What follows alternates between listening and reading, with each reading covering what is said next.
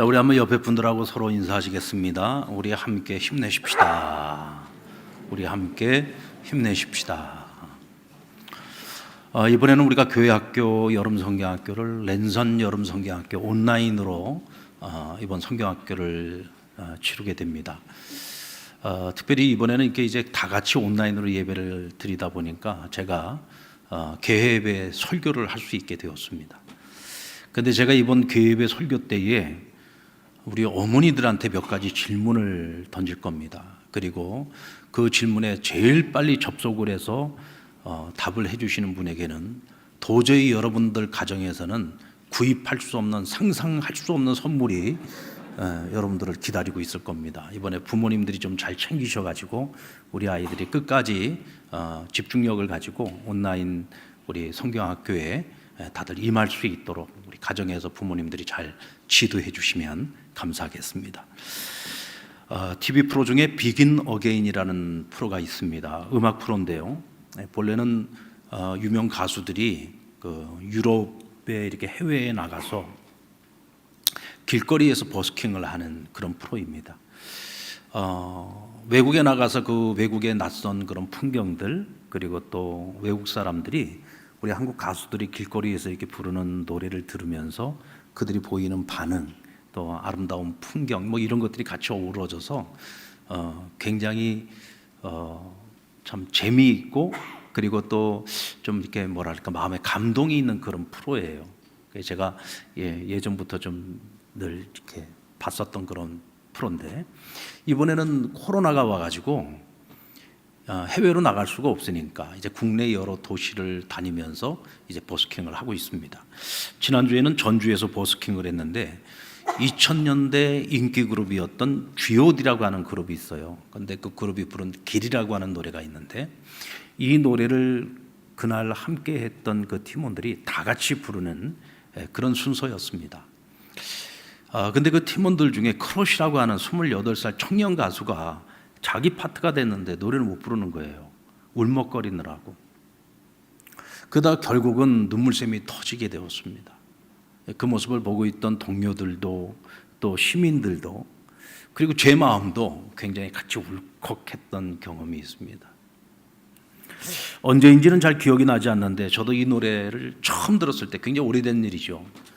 처음 들었을 때 그 노래의 가사말이 굉장히 마음을 울컥하게 만들었던 경험이 있습니다. 아마도 이번에 크러쉬가 그렇게 울컥하고 또 눈물을 쏟아냈던 이유가 같은 이유가 아니었겠는가라는 생각이 듭니다. 이 노래 가사말을 보면 이런 내용이에요. 내가 가는 이 길이 어디로 가는지, 또 어디로 날 데리고 가는지, 그곳이 어딘지 알 수 없지만 오늘도 난 걸어가고 있네. 사람들은 길이 다 정해져 있는지 아니면 자기가 만들어 가는지 알 수 없지만 이렇게 또 걸어가고 있네. 나는 왜 이 길에 서 있나? 이게 정말 나의 길인지, 이 길의 끝에서 내 꿈은 이루어질까? 무엇이 내게 정말 기쁨을 주는지. 이 노래의 가사말 속에는 인생이라고 하는 이 길을 걷고 있는 모든 사람들이 고민하고 있는 문제가 여기 담겨져 있는 것 같아요. 지금 내가 가고 있는 이 길이 맞는 길인지. 여러분들 이런 고민 안 해보셨습니까? 특히 우리 젊었을 때는 정말 이런 고민들을 많이 하잖아요. 내가 지금 이 길을 가고 있는데 이 길이 맞는 길인지 아닌지. 근데 그 정확한 답을 알지 못하면서도 어쨌든 내가 그 길을 가고 있단 말이죠. 또 대체 우리가 걷는 이 길이 운명적으로 예정되어져 있는 길인지, 아니면 내가 만들어 가야 하는 길인지, 우리가 그것을 알지 못해서 고민하죠. 그러나 또 나는 그 길을 여전히 가고 있단 말이죠. 이 길 끝에서 나는 과연 꿈을 이룰 수 있을까? 나는 과연 이 꿈을 이룰 수 있을까? 오늘이라는 이 현실 속에서 과연 나는 이 꿈을 이뤄낼 수 있을까? 그리고 대체 무엇이 내게 진정한 기쁨을 줄 수 있을까? 뭐 이런 고민들을 가지고 우리가 살아갑니다.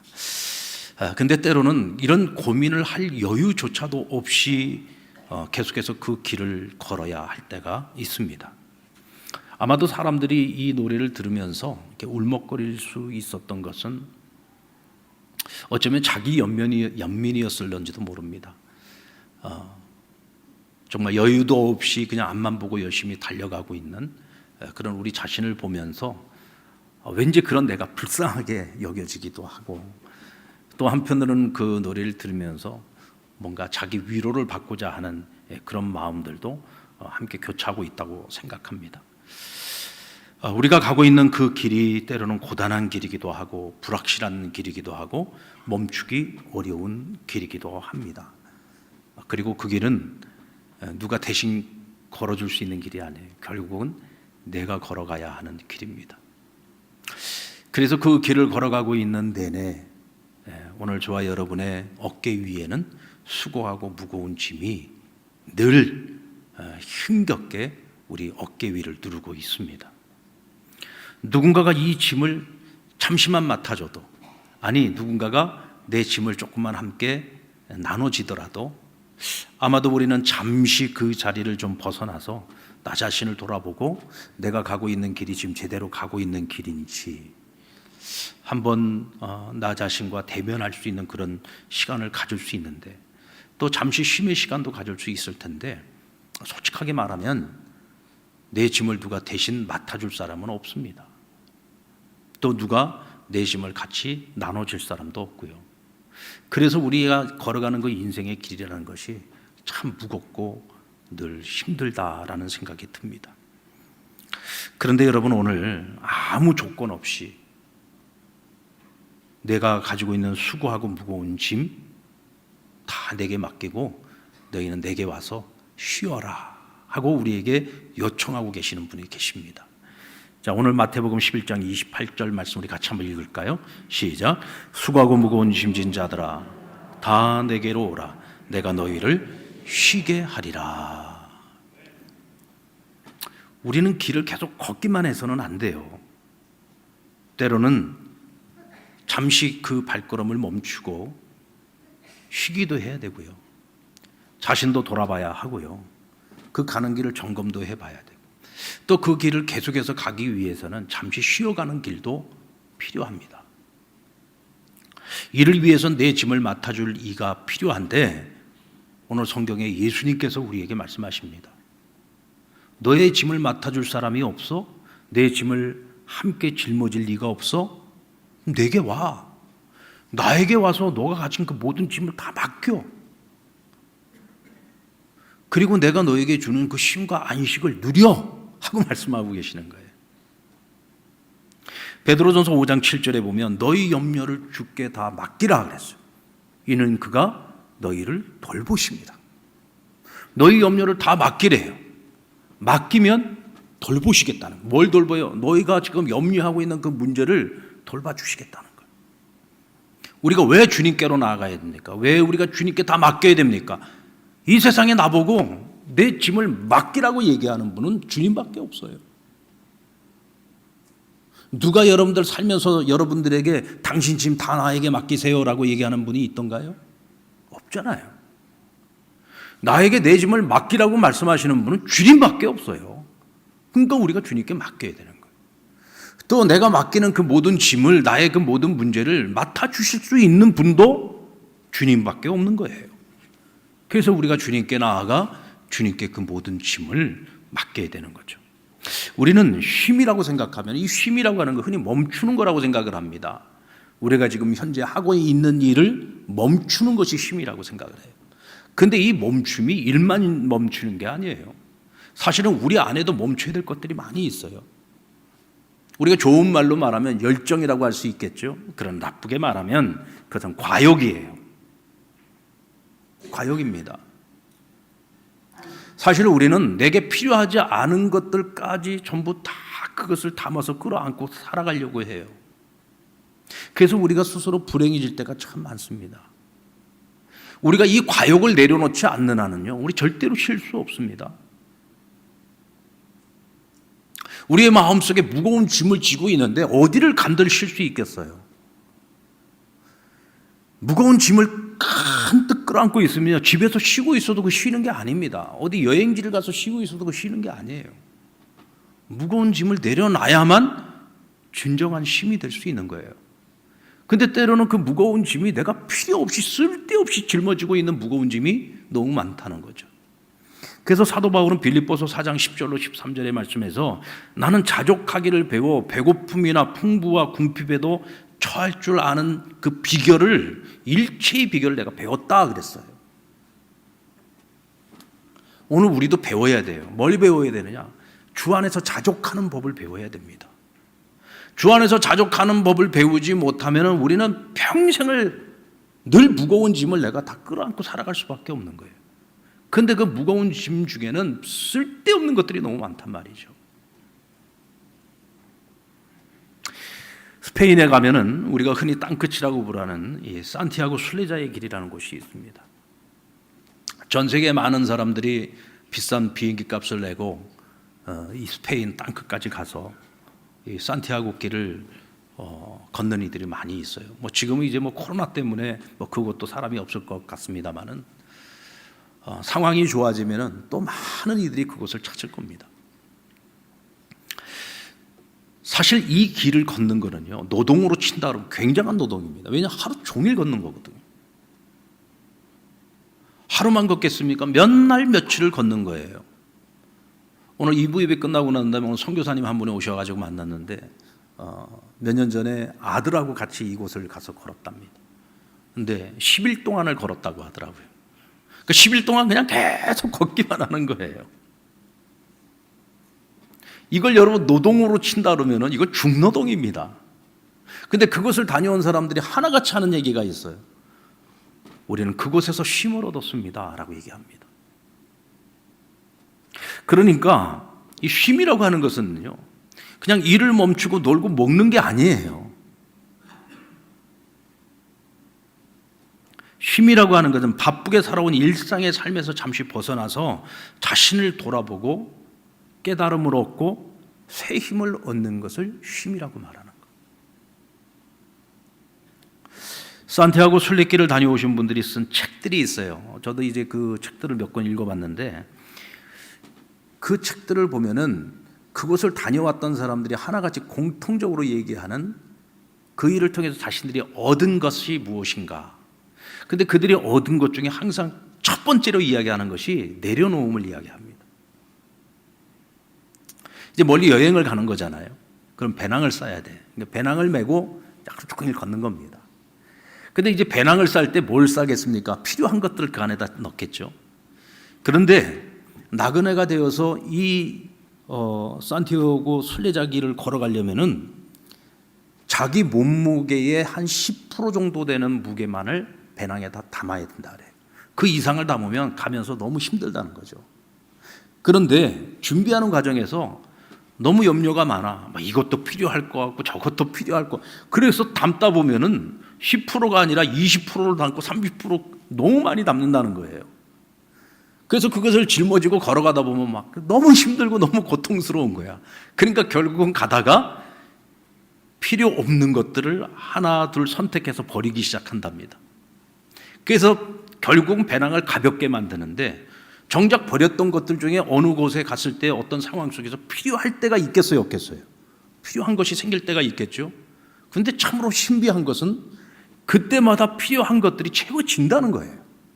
그러니까 미리 많은 것을 가져갈 필요가 없다는 거죠. 딱 필요한 것만큼만 갖고 가면 가는 중에 매일매일 내게 꼭 필요한 것들이 있을 때 그것들이 없으면 채워지는 기적을 경험하게 된다는 거예요. 여러분, 이것이요 마치 정말 우리의 인생을 축소시켜 놓은 것 같지 않습니까?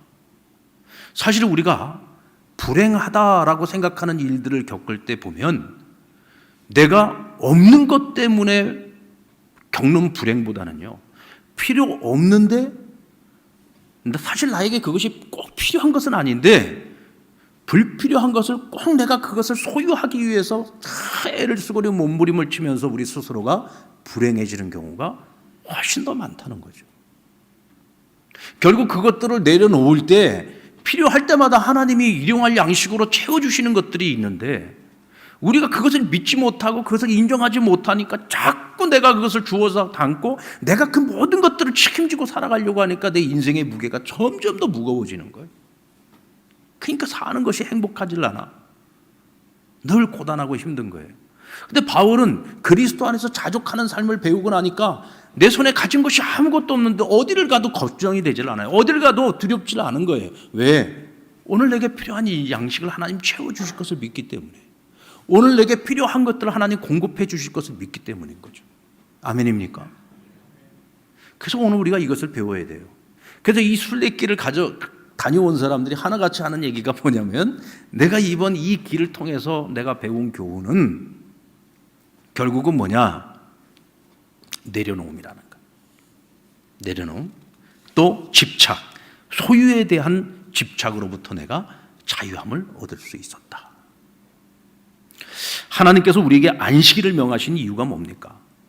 하나님께서 세상을 창조하시고 제7일째 되는 날 안식하셨어요. 하나님도 일하셨기 때문에 하나님도 쉬시겠다는 거예요. 그리고 그 날을 안식일로 구별하셔서 하나님 만드신 모든 피조 세계로부터 영광 받으시기를 원하셨어요. 근데 단지 그 이유 때문만이었을까요? 하나님 만든 이 피조 세계도 하나님께 쉬게 하셨어요.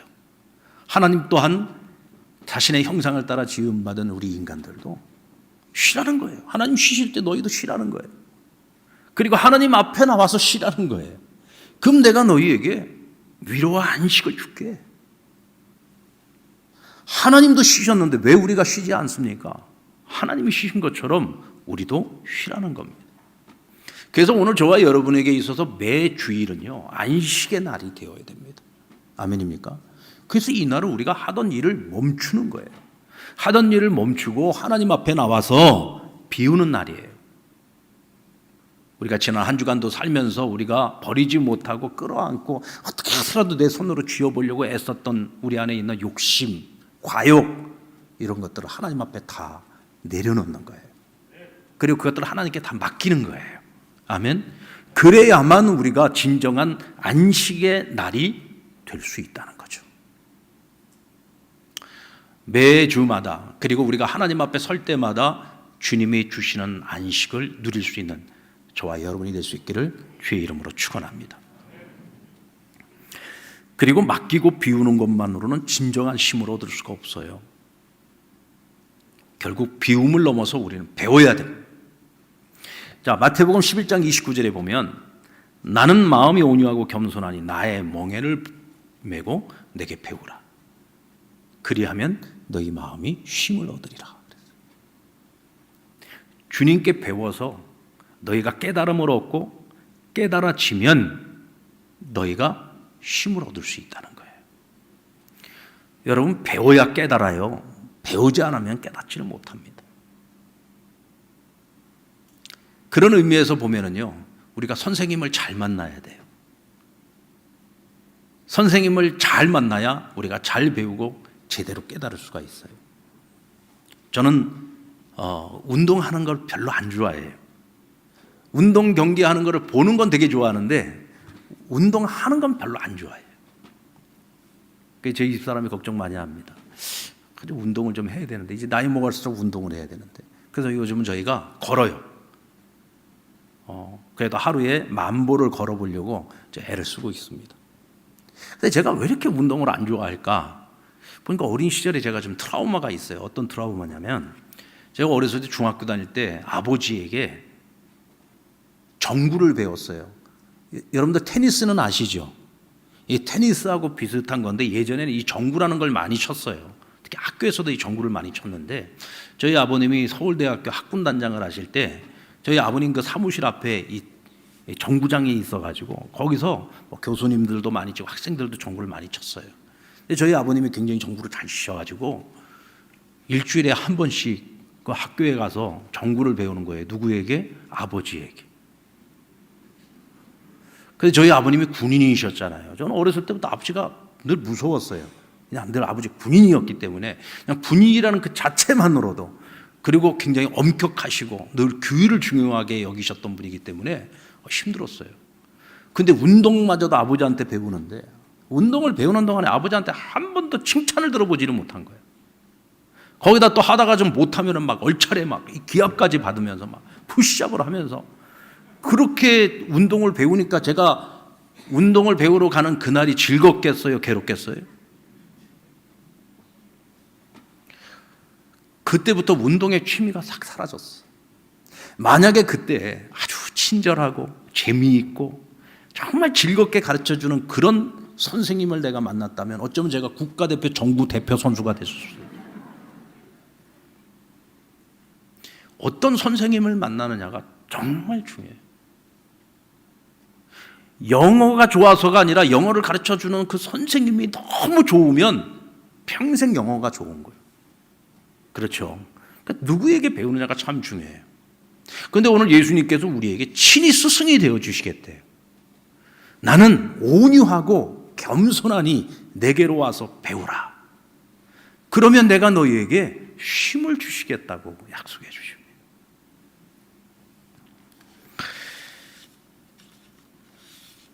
예수님께서 제자들을 가르칠 때 어떻게 가르치셨어요? 사실 이 제자들이요, 빨리 깨닫는 사람들이 아니었어요. 그 맨날 예수님께서 아직도 깨닫지 못하느냐, 그리고 때로는 그 답답한 심정을 표현하실 때도 있었잖아요. 근데 주님이 제자들을 꾸짖지 않아요. 막 책망하지 않았어요. 예수님은 제자들에게 무서운 선생님이 아니었어요. 언제나 온유하고 겸손한 선생님이셔서 그들이 빨리 깨닫지 못해도 참고 인내하시면서 기다려 주셨고, 그래서 그들이 온전히 깨달을 때까지 참고 인내하시면서 가르치고 기다려 주셨어요. 산티아고 순례길을 다녀오신 분들 책에 보면 그 길을 걸으면서 얻는 또 하나의 교훈이 있는데, 절대로 같이 떠나지 말고 가급적 할 수 있다면 혼자 떠나라는 얘기를 합니다. 혼자 떠나라. 왜? 같이 떠나면 늘 친한 사람, 가까운 사람하고 같이 가면서 싸우는 경우들도 있고, 또 늘 만나는 사람하고만 또 같이 가니까 새로운 만남이 방해가 되는 거예요. 그러니까 가급적이면 혼자 가라. 혼자. 근데 놀라운 일은 혼자 출발을 했는데 가다 보면 그 길 가운데서 꼭 누군가를 만나서 같이 가게 된다는 거예요. 때로는 그 사람이 언어가 서로 통하지 않는 외국인일 수도 있어요. 전혀 알지 못하는 낯선 사람과 만나서 함께 그 길을 걸어가는 거죠. 그런데 바로 그 사람들을 통해서 내가 듣고 싶었던 얘기를 듣기도 하고, 내가 전혀 알지 못했던 것들을 새로운 깨달음을 얻게 되는 경우가 많다는 거예요. 그러면서 이분들은 말합니다. 그것이 바로 이 산티아고 순례길의 신비다라고 얘기를 해요. 여러분, 엠마오로 가던 두 제자, 가는 길에 예수님이 찾아오셨어요. 예수님과 함께 대화를 나누는 가운데 그들이 무엇을 깨닫게 됩니다. 그들이 깨달음을 얻었을 때 엠마오로 가던 그들의 발걸음은 정말 무거운 발걸음이에요. 아무런 희망도 소망도 없는 실패자의 발걸음이었으니까 얼마나 무거운 발걸음이었겠습니까? 그런데 예수님과 함께하는 동안 그들이 깨닫게 됐어요. 깨닫게 되니까 어떻게 가던 길을 멈추고 다시 예루살렘을 향해서 달려가는데, 예루살렘으로 가는 그들의 발걸음은요, 정말 날아갈 듯이 가벼운 발걸음이 된 겁니다. 여러분, 이 깨달음이라고 하는 것이요, 이런 신비를 갖고 있습니다. 정말 우리가 인생에 고민하고 있는 많은 문제들이 있잖아요. 근데 그 인생의 진리를 우리가 한 가지 한 가지 깨달아갈 때요, 내가 지고 있는 무게는 여전히 똑같은 무게를 지고 있는데, 그것을 깨닫는 그 순간서부터 우리가 걸어가는 발걸음이 조금씩 가벼워지기 시작한다는 거예요. 여러분들 그런 경험 안 해보셨습니까? 여전히 문제는 해결되지 않고 여전히 똑같은 문제를 우리가 지금 짊어지고 걸어가고 있는데, 우리가 하나님 앞에 나와서 예배를 드리고 말씀을 통해서 우리가 한 가지 한 가지 하나님의 그 진리를 깨달을 때마다 집으로 돌아갈 때 우리의 발걸음이 가벼워져요. 교회에 나올 때는 무거운 발걸음으로 나왔다가 예배를 드리고 돌아갈 때는 가벼운 발걸음. 자, 기대가 되는 거죠. 아, 이번 한 주는 내가 이렇게 살아봐야지. 오늘 내가 깨달은 진리를 가지고 내가 오늘 이번 주는 이렇게 한번 살아봐야지. 기대가 되는 거예요. 기대가 되고요, 소망이 있으면은요, 가는 발걸음이 가벼워요. 아무런 희망도 소망도 없이 걸어가는 그 발걸음은요, 돈을 받고 걸어가도요, 무거워요. 힘들어요. 어려운 거예요. 그래서 우리가 늘 하나님 앞에서 하나님 주시는 말씀 안에서 깨달음을 얻는다는 것이, 이거는 정말 억만금을 얻는 것보다도 귀한 일인 겁니다. 그래서 우리는 쉬는 중에도 이 쉬는 시간을 가질 이 쉼의 시간 속에서도 우리는 끊임없이 배워야 돼. 여러분들 열왕기상 19장에 보면은 이 탈진한 엘리야가요, 무거운 발걸음을 가지고 광야로 들어가서 한 로뎀나무 아래에서 하나님께 죽기를 요청하는 내용이 나옵니다. 사실 이 일이 있기 전에 엘리야는 갈멜산에서 바알 선지자 450명과 걸어서 큰 승리를 거뒀어. 엘리야는 이제 다 끝났다고 생각했습니다. 이제 내 사명 다 끝났어. 이제 이스라엘에도 봄날이 올 거야. 근데 아합의 아내 이세벨이 엘리야를 찢어 죽이겠다고 분사를 풀어가지고 그를 막 이스라엘 곳곳을 다 뒤지고 찾고 있는 거예요. 그 소식을 듣고 엘리야의 마음에 큰 절망과 낙심이 찾아왔어요. 그러면서 그가 더 이상 못하겠다. 나 이제 더 이상 선지자 노릇 못하겠다. 그리고는 광야로 나와가지고 로뎀나무 아래에서 하나님 보고 나 좀 죽여달라는 거예요. 나 이제 더 이상 못하겠습니다. 주님 나 좀 죽여주세요. 라고 요청을 합니다. 근데 이때 하나님께서 어떤 반응을 보이셨습니까? 천사를 보내가지고요, 그의 몸을 만져주시고, 그리고 구운 떡과 물을 먹이시고, 그로 하여금 쉬고 자고 쉬게 하셨어요. 안식의 시간을 갖게 한 거죠. 쉼의 시간을 갖게 한 거예요. 하나님께 대들고 따지고 못하겠다고 소리 지르는 그 엘리야를 꾸중하고 책망하신 것이 아니라 하나님께서 그의 쉼의 시간을 주시고 그를 위로해 주신 거예요. 열왕기하 19장 7절에 보면 여호와의 천사가 또다시 와서 어루만지며 이르되 일어나 먹으라 내가 갈 길을 다 가지 못할까 하노라 하신지라. 왜 하나님께서 그를 위로해 주셨느냐? 그가 가야 하는 그 길을 다 가지 못할까 봐, 끝까지 그 길 가야 되는데 그 길을 다 가지 못하고 중간에 쓰러질까 봐 그를 먹이고 쉬고 자게 했다는 거예요. 여러분, 우리 각자가 자기가 가야 하는 그 길이 있어요. 근데 그 길을 끝까지 가려면 우리는 반드시 하나님의 위로를 받아야 돼. 아멘입니까? 하나님의 위로를 받아야 우리가 그 길을 포기하지 않고 끝까지 그 길을 갈 수 있는 거예요. 근데 오늘 엘리야가 가려고 했던 그 길 끝이 어디였느냐? 어디를 목적지로 가고 있는 거였냐? 그냥 광야로 가고 있다고 해서 아무 목적지도 없이 간 게 아니에요. 그가 가려고 했던 것은 호렙산이었습니다. 이 호렙산은요, 40일을 주야로 걸어서 가야 되는 길이에요. 너무 먼 길이었던 거죠. 근데 지금 탈진할 대로 탈진되어져 있는 이 엘리야가 가기는 너무 먼 거리였어요. 그러니까 이 로뎀나무 아래에서 하나님께서 쉬게 해주신 거야. 갈 수 있는 힘을 얻어서 가도록 해주신 거죠. 그러면 이 호렙산에 가서 대체 뭘 하려고 한 것이었느냐? 여러분, 우리가 호렙산 하면 제일 먼저 생각나는 사람이 누굽니까? 모세잖아요. 모세가 이 호렙산에서 하나님 만났어요. 그리고 하나님의 말씀을 들었어요. 자신의 사명을 깨달았어요. 이곳에서 하나님께서 율법을 주셨고 이곳에서 이스라엘 백성들과 계약을 맺으셨단 말이죠. 호렙산은 하나님께서 자기 백성을 만나주시는 것이고 하나님 말씀을 주시는 것이에요. 엘리야도 호렙산을 찾아가려고 했던 이유는 뭐냐? 하나님을 만나야 되는 거예요. 하나님 말씀을 들어야 되는 거예요. 왜 지금 나를 이런 상황과 이런 처지에 놓이게 하셨는지, 앞으로 내가 가야 하는 길은 무엇인지, 내가 지금 가고 있는 이 길이 제대로 맞기는 맞는 길인지, 대체 이 길 끝에서 뭔가 기쁨이 있겠는지, 어떤 열매가 있겠는지, 그것을 내가 알기 전에는 도저히 못 가겠는 거예요. 그래서 지금 호렙산으로 가는 거예요. 하나님 찾아가고 있는 거예요. 거기서 하나님 그를 만나 주십니다. 그리고 그에게 새로운 사명을 주셨어요. 그리고 그날 이후로 엘리야는 그의 남은 삶을 정말 가벼운 마음을 가지고 자신에게 주어진 그 사명을 끝까지 잘 감당하고 결국은 죽음이 없이 하나님으로부터 하늘로 승천을 하게 됩니다. 이것이 여러분 깨달음의 신비예요. 깨달음의 신비. 깨달음을 얻고 나니까 그 깨달음을 얻기 그 이전과 그 이후의 삶이 완전히 달라지는 거예요. 같은 발걸음인데, 같은 길을 걸어가는데도 훨씬 더 그 발걸음이 가벼워졌다는 거죠.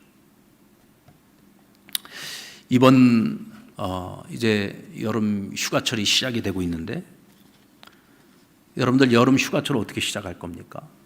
사실 여러분들 이 쉼이라고 하는 이 시간도요, 우리가 하나님 앞에서 배움의 시간이 되어야 됩니다. 그래야 진정한 쉼의 시간이 될 수 있어요. 여러분 다윗이 언제 밧세바하고 간음의 죄를 저지르고 넘어졌죠? 한참 암몬과 전쟁을 벌이고 있을 때 이제 마지막 공성전, 이 성을 이제 함락시키기 일보 직전이었어요. 근데 신하들이 다윗 보고 왕이시여 그동안 수고하셨는데 이제 전쟁 다 끝났습니다. 이제 저 성이 우리 손에 들어오는 거는 뭐 시간 문제입니다. 그러니까 왕께서는 궁에 가서 쉬세요. 나머지는 우리가 잘 정리하고 돌아가겠습니다. 그래가지고 자기 군사들은 지금 한참 피 흘리고 싸우고 있는데 다윗이 자기 궁전에 와서 쉬고 있었어요. 그동안에 고생하고 수고하다 보니까 마음이 좀 해이해졌겠죠. 마음이 공허해. 그런데 달빛 아래 한 목욕하고 있는 여인을 보고 한순간에 그 마음이 다 무너져 버린 거예요. 하나님이 없이 쉼의 시간을 갖다 보면 자칫 잘못하면 영혼이 쉴 수가 있어요. 우리가 이걸 알아야 됩니다. 여러분들 이번 휴가철에 혼자 떠나든지 아니면 부부가 떠나든지 아니면 가족이 다 같이 떠나든지 여러분들에게 꼭 한 가지를 권면하고 싶은 것이 있습니다. 하루를 시작할 때 새벽 기도를 드리든지 아니면 가정 예배를 함께 드리든지, 우리가 지금 목사님들이 계속해서 우리 콘텐츠 만들어가지고 계속 유튜브에 올려드리고 있잖아요.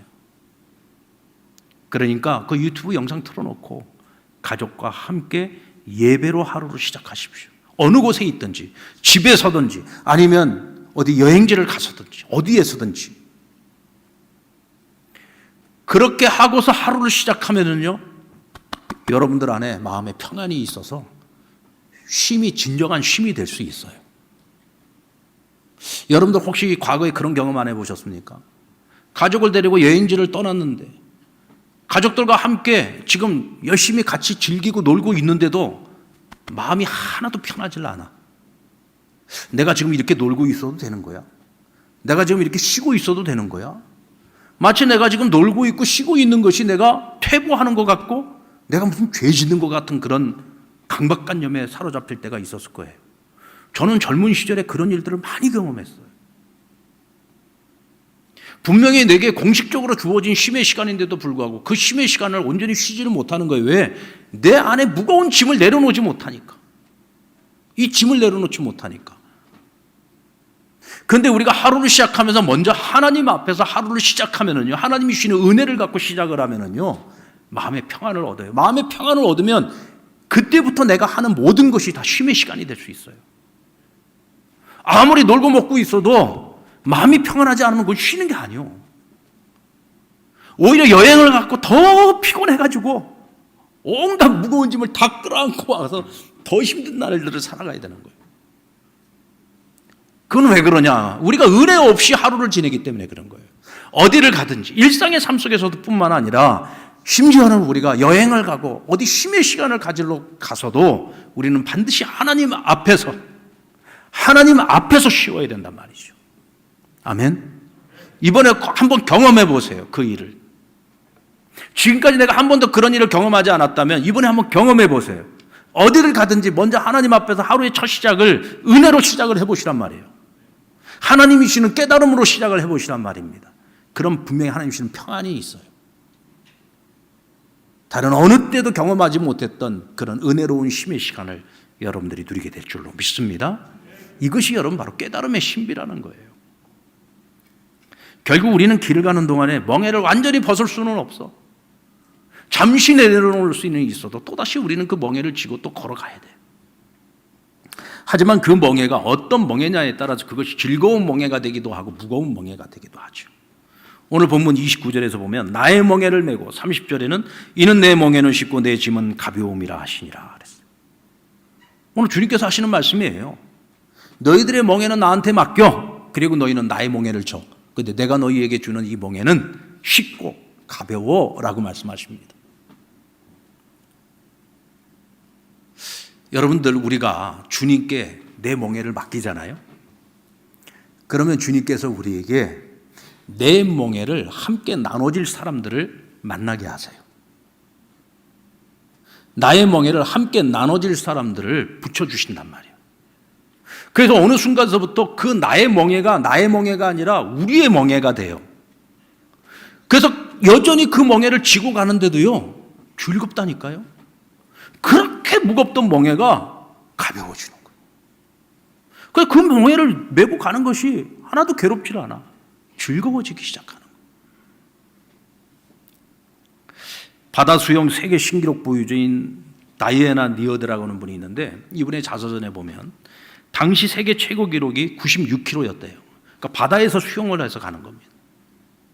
근데 이분이 몇 킬로를 수영을 해서 가게 되냐면 165km, 그러니까 거의 2배에 가까운 거리를 갱신을 한 거죠.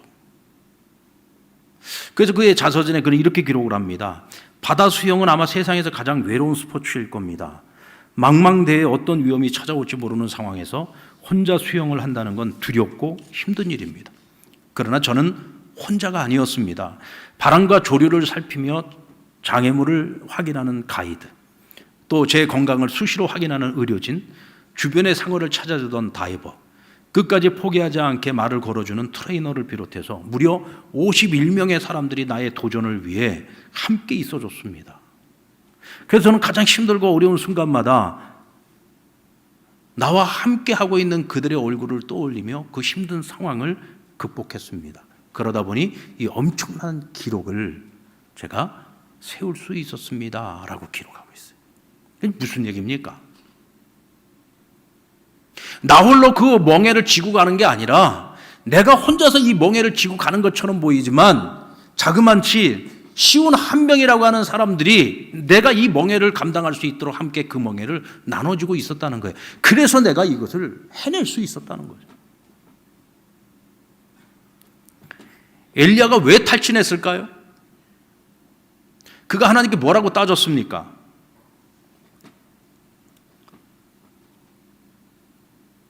지금 아합에 의해서 이스라엘 땅에 있는 모든 선지자들이 다 죽었대요. 이제 남은 건 나밖에 없대요. 그런데 내가 혼자서 어떻게 무엇을 할 수 있겠느냐는 거예요. 뭐 좀 남겨둔 자들이 있어가지고 같이 뭐라도 해볼 수 있겠는데 다 죽여버렸는데 나 혼자서 뭘 할 수 있겠느냐. 그러자 하나님께서 이렇게 대답하세요. 열왕기상 19장 18절에 보면 그러나 내가 이스라엘 가운데 7,000명을 남기리니 다 바알에게 무릎을 꿇지 아니하고 다 바알에게 입맞추지 아니한 자니라. 뭐라는 거예요? 야 엘리야야, 너 혼자가 아니야. 내가 너에게 나의 멍에를 맡길 때에는 너 혼자 가게 하지 않아.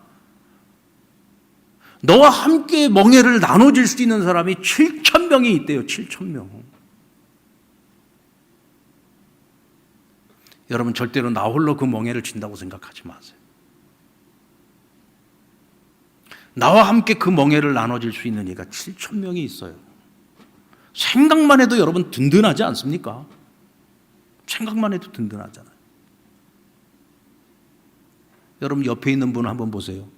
이분이 나와 멍에를 나눠질 만한 분인지 아니면 나한테 바가지를 씌울 만한 분인지. 우리가 서로에게 함께 멍에를 나눠줄 수 있는 그런 사람들이 될 수 있다면 우리가 서로 간에 얼마나 위로가 되겠습니까? 하나님께서 우리에게 그 멍에를 나눠지라고 배우자를 만나게도 하시고. 여러분들 여기 지금 부부들 계시죠? 옆에 있는 배우자를 한번 보십시오. 하나님 나에게 그 멍에 나눠지라고 함께 나에게 허락해 주신 배우자예요. 소중하게 여기셔야 됩니다. 막대하시면 안 돼요. 남편을, 아내를 소중하게 대하셔야 돼요. 함께 나와 멍에를 지고 가는 사람입니다. 하나님께 그 멍에를 지라고 친구를 만나게도 하시고 또 동료를 만나게도 하시고. 우리 상남교회라는 이 신앙 공동체가 결국 우리가 쉼터잖아요. 영적인 쉼터. 우리는 여기서 하나님 주시는 재충전을 얻을 수가 있고 쉼의 시간을 얻을 수가 있고 하나님 주시는 평안을 얻을 수가 있고. 그리고 우리가 다 함께 오는 이 시대에 하나님 예수님께서 우리에게 주신 그 예수님의 멍에를 우리가 함께 나눠지고 가는 사람들이잖아요. 사랑하는 여러분, 여러분들 얼굴을 보니까요, 다들 힘이 필요한 사람들인 것 같아요. 근데 이 힘은요, 주님 앞으로 나와야만 쉴 수 있어요. 왜냐하면 우리에게 맡아주겠다고 약속하신 분은 주님밖에 없기 때문에 주님 앞에 맡겨야만 우리가 힘을 얻을 수 있어요. 여러분 안에 있는 과욕을 내려놓으세요. 그리스도 안에서 자족하는 법을 배우시기 바랍니다. 그럼 우리는 진정으로 힘을 얻을 수 있어요. 결코 우리가 그 길 걸어가면 자기 연민에 빠질 것도 없고요, 내가 가는 이 길이 맞는지 안 맞는지 이것 때문에 고민할 것도 없어요. 왜? 우리는 이미 주님 안에서 함께 그 길을 걸어가고 있기 때문에.